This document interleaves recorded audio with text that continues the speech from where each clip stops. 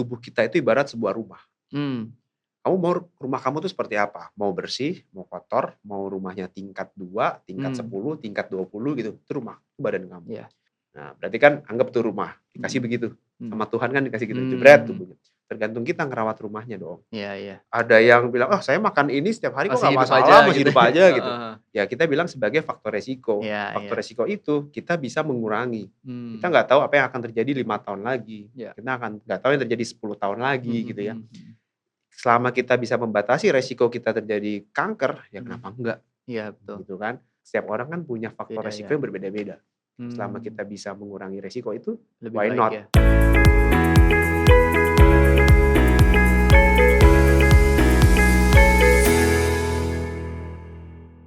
Oke, halo semuanya. Kembali lagi ke Gilgal Podcast bersama dengan aku Revi.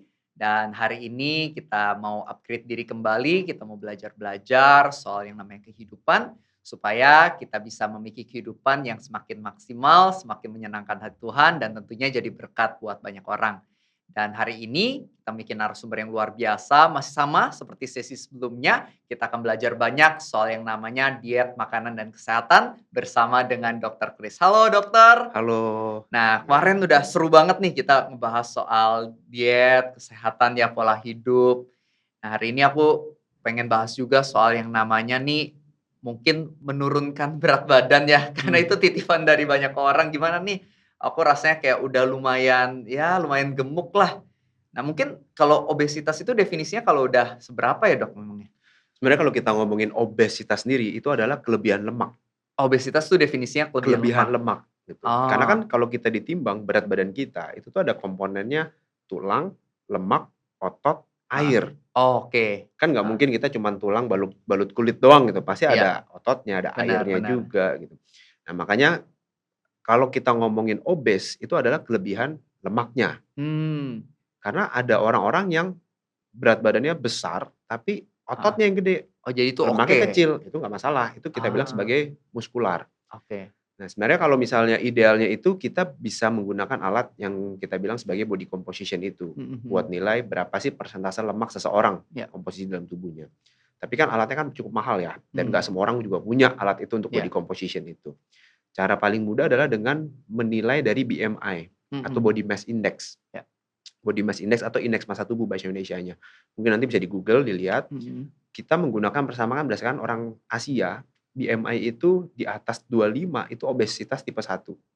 Di atas 30 itu masuknya ke obesitas tipe 2. Nah, BMI itu rumusnya adalah tinggi badan dibagi saya jadi lupa nih. Berat badan dibagi dengan tinggi badan dikuadratkan. Berat badan kilogram. Jadi misalnya saya contoh 65 kilogram.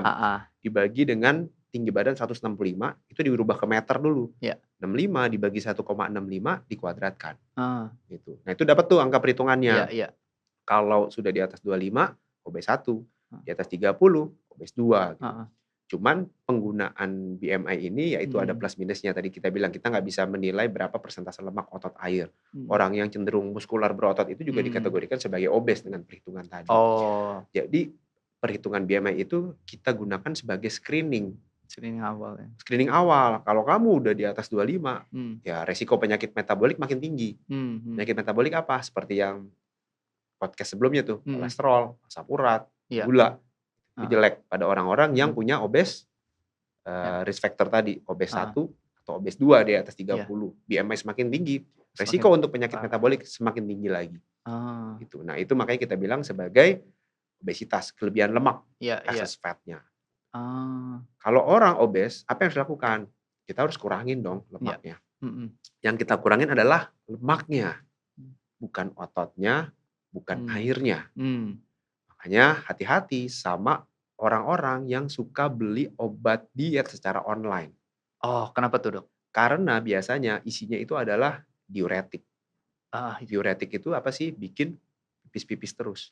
Oh, jadi airnya yang keluar. Airnya yang keluar. Lemaknya keluar nggak? Enggak. Berat badan turun nggak? Turun sih. Kenapa? Karena airnya turun.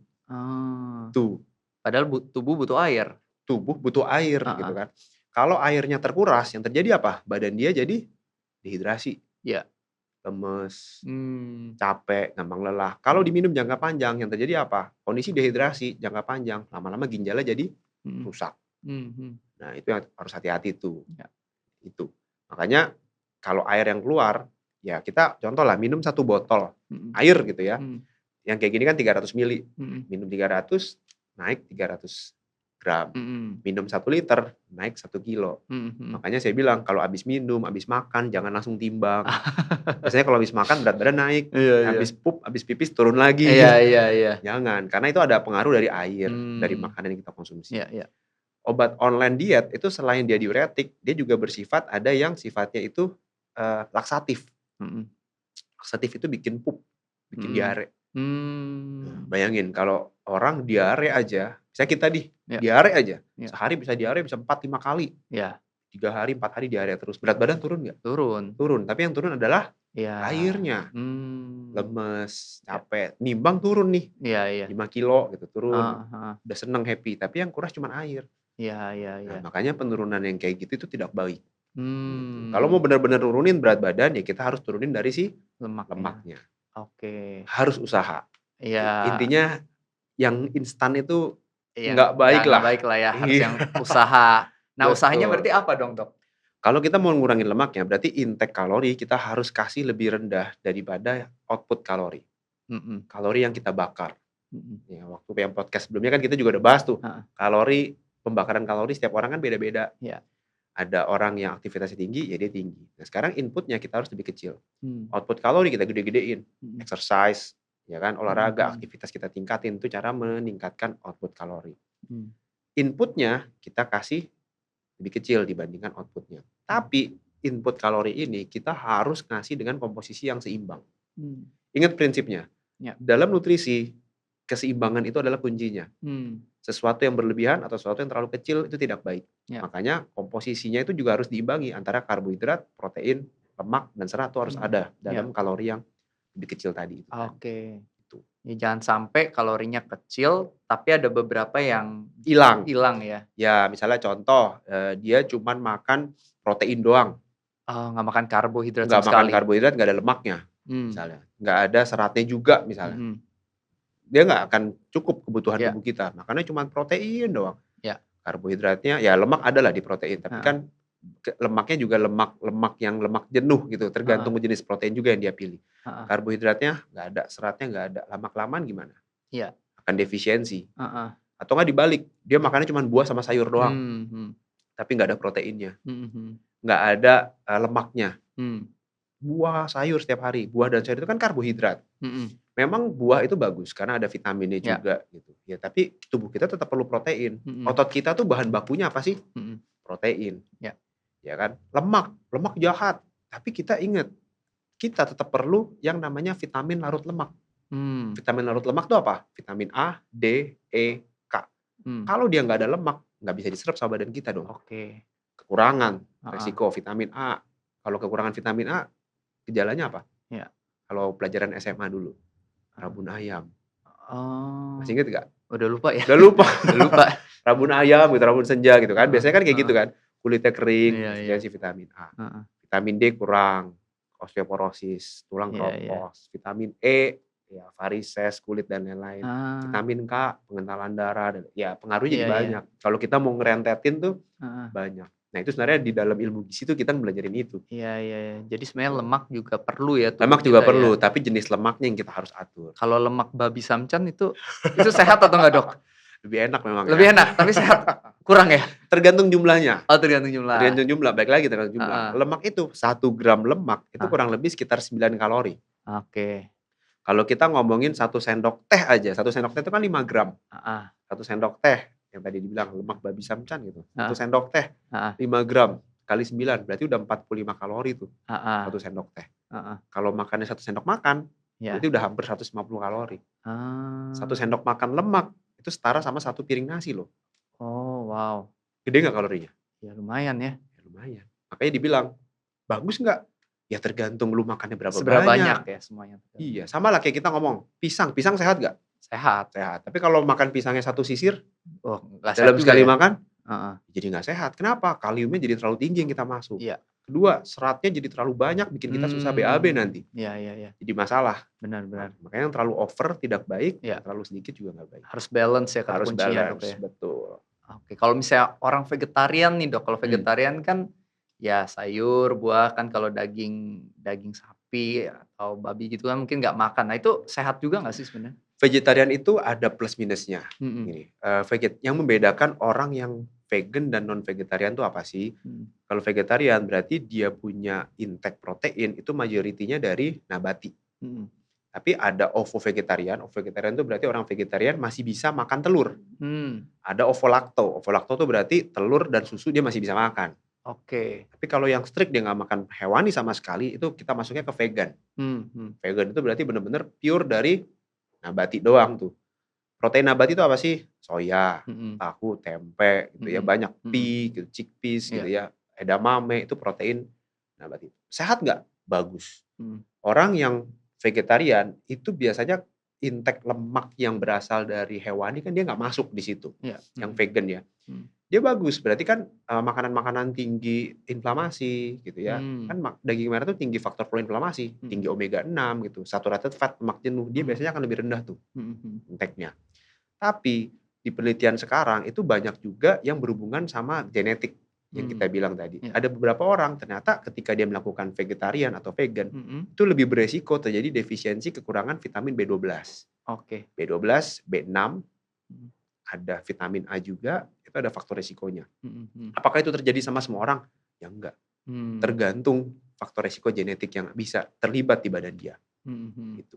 Jadi makanya kalau kita bilang apakah vegetarian itu bagus? Bagus. Tapi pada beberapa orang ada suplemen yang dia harus konsumsi, harus dia tambahkan. Kalau dia memang tetap mau melakukan vegetarian atau si vegan itu. Gitu. Lalu apakah yang nggak vegetarian nggak sehat? Ya selama dia makannya balance, seimbang, sehat-sehat aja gitu. Karena dia akan bisa memenuhi semua kebutuhan makronutrien dan mikronutriennya.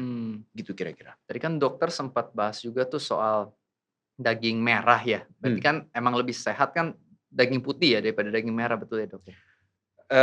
Nah balik lagi ya, kita bilang nggak sepenuhnya total seperti itu. Daging merah itu banyak keuntungannya juga. Dia tinggi vitamin B12-nya, dia tinggi zat besinya, dia tinggi zinc-nya, tinggi B6-nya gitu. Makanya daging merah kita tetap boleh kasih, tetap boleh konsumsi.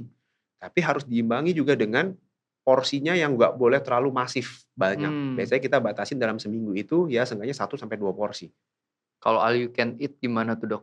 Ya all you can eat lihat dulu yang di all you can eat apanya nih, lemak semua nggak tuh? Biasanya kan all you can eat kan isinya lemak semua. Iya kan daging Short merah flat yang beef, daging slice tapi putih semua gitu kan. Ya itu harus hati-hati, itu yang dimakan lemaknya bukan dagingnya.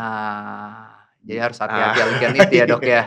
Pilih minta yang dagingnya gitu. Ya kalau all you can eat setahun sekali ya it's okay lah selama pas ulang tahun misalnya. Wah kita jangan tiap hari. 2 bulan sekali Dok kayaknya Dok. Jangan tiap hari ya. Tiap hari itu bahaya. Buat kolesterol bahaya. Oke. Kan jadi semua jadi over. Iya. Makanya saya bilang tadi, daging merah itu apa sih? Sapi, kambing, babi. Babi itu merah ya? Merah, meskipun dimasak jadi putih ya, tapi itu termasuk dalam red meat sebenarnya. Batasin, rekomendasi juga udah ada. Batasin konsumsi per minggunya itu seenggaknya ya 200 gram mereka bilang. 1 sampai 2 porsi per minggu lah gitu. Per porsinya bisa 100 gram, berarti ya boleh 2 kali 100 gram tuh masih oke. Kedua, bila kita mengkonsumsi daging merah, awasi cara pemasakannya. Hindari daging merah yang diproses. Proses food yang daging merah. Contohnya apa? Ham, sosis, kornet. Mereka bilang bahwa daging merah yang diproses itu masuk ke dalam grup 1A risk cancer. Grup 1A itu kalau misalnya dilihat dari WHO gitu ya, IARC kita bilang ya. Saya lupa kepanjangannya, International Agency Research on Cancer kalau nggak salah gitu ya. Mungkin nanti boleh dicek IARC itu. Itu masuk grup 1A. Jadi dia beresiko untuk bersifat karsinogenik gitu. Kalau yang proses food tadi. Dia satu level sama rokok. Ya, rokok bahaya nggak? Bahaya. Ya, dia satu level. Tapi apakah orang makan sosis besok langsung meninggal kanker? Enggak. Kan enggak. Makanya kita bilang itu sebagai faktor resiko. Karena nanti kalau kita ngomong gini, biasanya kan di-share, dipotong-potong ada di TikTok gitu ya. Nanti di komen di TikTok tuh biasanya banyak tuh. Ada yang bilang, saya makan ini setiap hari kok nggak masalah, masih hidup aja gitu. Ya kita bilang sebagai faktor resiko. Faktor resiko itu kita bisa mengurangi. Kita nggak tahu apa yang akan terjadi 5 tahun lagi. Kita nggak tahu yang terjadi 10 tahun lagi gitu ya. selama kita bisa membatasi resiko kita terjadi kanker, ya kenapa enggak? Iya, betul. Gitu kan. Udah tahu orang rokok bisa mengakibatkan Iya. kanker paru-paru, tapi kok masih ngerokok? Iya. Ya karena saya udah ngerokok puluhan tahun nggak apa-apa tuh. Iya. Nenek saya udah sampai 80 tahun misalnya, ngerokok nggak masalah. Iya, iya. Ya setiap orang kan punya faktor Beda resiko ya. yang berbeda-beda. Selama kita bisa mengurangi resiko itu, Lebih why baik not? ya. Gitu. Iya. Benar sih. Saya selalu bilang begitu sih. Sama lah kayak misalnya kita nyetir mobil di jalan raya gitu. Buat mengurangi resiko cedera kecelakaan apa? Pakai seat belt dong. Iya, betul. Kalau kita udah tahu pakai seat belt itu melindungi kita, terus kenapa nggak pakai seat belt? Benar. Nah, naik motor pakai helm. Iya. Helm melindungi. Benar. Ada kok yang nggak pakai helm, Ya, tapi nggak hidup, apa-apa. iya. Ya itu. Kan nggak pernah tahu ya tiba-tiba. Orang nggak ada yang kan. pernah tahu. Benar. Jadi kalau misalnya kan tadi ada daging sapi, babi, ikan, ayam, dari semua daging nih kalau misalnya aku pengen milih salah satu yang paling sering, mungkin semuanya tetap makan nih, cuman kalau bisa pilih satu yang paling sering, yang lebih sehat apa tuh dari itu semua? Nomor satu yang paling komplit, paling murah, paling sehat itu telur. Telur? Bukan Karena ayamnya tapi telurnya ya? Telurnya kenapa? Karena asam aminonya paling komplit, vitaminnya juga cukup oke gitu ya, ada kuning telurnya. Kadang orang makan telur takut makan kuning telur ya. Iya. Kenapa? Wah karena dulu mereka bilang kolesterol tinggi loh, kuning telur jangan banyak-banyak gitu.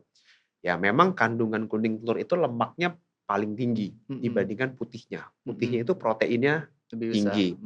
Kuningnya itu lemaknya yang tinggi. Tapi di kuning telur itu mengandung nutrisi yang tinggi banget. Dia ada vitamin A-nya, dia ada kolinnya. Kolin itu paling penting buat nutrisi otak, terutama buat anak kecil. Atau enggak buat yang baby gitu ya, atau yang sedang hamil gitu ya. Kolin itu sangat penting buat perkembangan otak waktu si baby itu di perut. Buat usia kita juga, kolin itu penting buat memori. Supaya nggak cepat lupa, pikun. Nah itu kita bisa dapatkan dari si kuning telurnya. Cuman kalau untuk orang-orang yang kolesterolnya tinggi gitu ya, mau membatasi intake lemak, ya kuning telur seenggaknya batasin deh sehari 1-2 butir. Kenapa? Karena kalau kita ngomongin total kolesterol intake dalam 1 hari, rekomendasi sih bilang kalau kamu ada kolesterol, ya seenggaknya kolesterol total itu dibatasin tidak lebih dari 300 mg per harinya. 300 mg itu berapa? Satu kuning telur tergantung size-nya itu kurang lebih sekitar 200 mg. Jadi kalau kita makan 1 200, bukan 2 ya kurang lebih 400. Jadi seenggaknya 1 atau 2 butir kuning telur sehari masih cukup oke lah. Masih bisa. Tapi kalau putih telurnya itu tergantung dari kebutuhan total kita 1 hari. Setiap orang punya kebutuhan protein yang beda-beda. Makanya itu paling murah, paling sehat, paling komplit. Kalau makan setiap hari boleh nggak? Silahkan. Boleh, Tapi kan ada beberapa kenalan aku yang bisa makan putih telur tuh sehari sampai 8 gitu. Nah itu juga sehat dok? Balik lagi tergantung kebutuhan. Iya. Kalau dia nggak pernah olahraga, dia cuma makan begitu doang, ya kalori pasti akan naik kan. Satu putih telur itu protein kurang lebih sekitar 5 gram lah. Kalau ukurannya normal ya. Kadang-kadang telur ada yang kecil banget ya. Itu ya lebih kecil lagi bisa 3 gram. Anggaplah normal. 5 gram per putih telur. Makan 8 berarti 40 gram.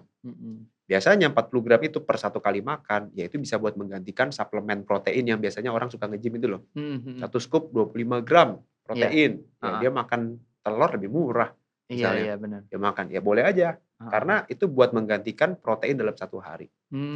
Buat menambahkan misalnya. Kalau dia nge-gym tujuannya buat bantu ada gain muscle di situ buat massa ototnya supaya naik. Nggak masalah, silakan aja. Nah kalau misalnya tadi sekalian tuh dokter kan ada ngomong soal susu protein nih. Kalau misalnya susu protein itu sebenarnya sehat juga nggak sih dok? Atau lebih baik yang natural aja seperti telur? Susu protein itu maksudnya yang whey protein? Iya, whey Nah, protein. kalau whey protein itu kan yang isinya misalnya 1 scoop 25 gram protein atau 30 gram protein. Itu sebenarnya termasuk ke dalam suplementasi protein. Suplementasi di dunia kedokteran itu merupakan suatu tambahan apabila kita tidak bisa memenuhi dari asupan makanan sehari-hari. Contoh misalnya kamu udah makan pagi, siang, sore, malam. Cuman bisa masuk protein itu misalnya 50 gram atau 60 gram. Sedangkan kamu mau gain mass yang perlu protein bisa sampai 150 gram per hari. Berarti kan kamu harus nambahin sisanya. Sisanya bisa dapat dari mana? Yaitu suplementasi si protein tadi. Apakah itu sehat? Tergantung lagi jawabannya. Makanya dalam dunia kedokteran tuh nggak ada yang pasti sebenarnya. Kalau orang nggak ada masalah dengan, contoh lah lactose intolerance saja yang paling simpel ya. Kita nggak ngomongin alergi, kita ngomongin lactose intolerance. Protein si susu itu kan bahan dasarnya pasti ada laktosanya. Karena laktosa itu adalah karbohidrat yang ada di dalam susu. Ya kalau kamu makan itu setiap hari, kamu ada laktosa intoleransi, yang terjadi apa? Perutnya nanti kembung, begah, diare, atau bisa juga malah jadi ke atas, jerawatan, bersin-bersin, pilek, meler gitu. Itu bisa juga muncul di situ. Makanya kadang-kadang keluhannya, saya kalau minum susu itu jadi jerawatan nih. Gitu. Ya bisa aja karena si laktos intoleransi yang muncul. Tapi belum tentu dia nggak alergi ya. Gitu. Kita ngomongin, kita nyingkirin dulu yang alergi. Masalahnya itu setiap orang punya kebutuhan yang beda-beda. Ya. Yang tahu kebutuhan kita berapa, ya tubuhnya sendiri. Gitu. Makanya kita harus mencintai tubuh sendiri ya. Supaya kita tahu, wah kalau misalnya kita begini makan ini ya tubuh kita nggak sesuai nih, kita harus ganti dengan yang lain. Cocok-cocokan ya. Iya betul. Kan kalau misalnya obat itu kan bisa kebanyakan kan bisa merusak liver kan ya. Tapi kalau susu protein enggak ya berarti? Nah kalau kita ngomongin protein yang terlalu tinggi, itu biasanya akan memperberat beban ginjal. Gitu. Makanya kalau orang dengan gangguan fungsi ginjalnya itu sudah, intinya ginjalnya udah bermasalah lah, kreatininnya tinggi, GFR-nya udah mulai bermasalah, itu biasanya kita lakukan apa? Batasin intake proteinnya. Jangan terlalu banyak. Kurangin proteinnya, dan itu udah nggak bisa high protein lagi, karena ketika kita kasih high protein, itu si kreatinin dan lain-lain akan tambah tinggi. Oke. Tapi kalau ginjalnya masih sehat, masih oke, nggak masalah makan tinggi protein. Emangnya apa sih yang biasanya bisa merusak ginjal tuh faktornya apa aja sih dok?